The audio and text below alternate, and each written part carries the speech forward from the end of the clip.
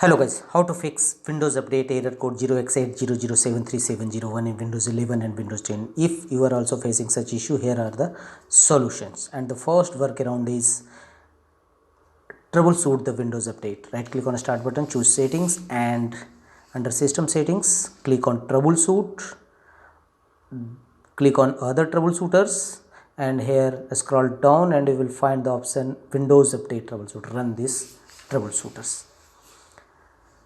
Wait for some times and click on fixes if any error founds and close the troubleshooter and check whether your error is resolved or not. If not, go to the next fixes.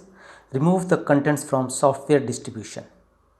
Go to Windows search, type command prompt and open command prompt windows as administrator mode.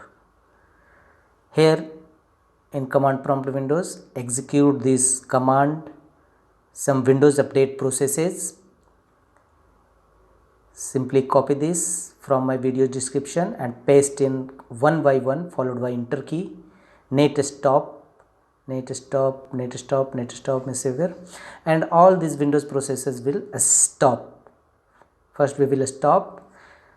Once the process is complete for all the four process, then go to close this window and go to run command box.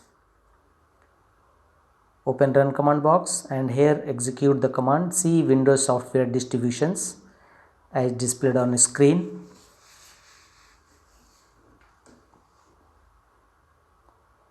Press OK. In software distribution folder, double click on the data store folder. In the data store folder, press Ctrl A keys all together to select all and right click on it and choose delete. Once you have cleared the software distribution folder, again go to run command prompt windows, open command prompt as administrator mode, or execute these four commands again to start all your services you have recently stopped. Now we will start it.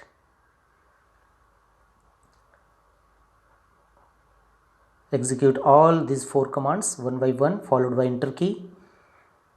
Once the process is complete, restart your system.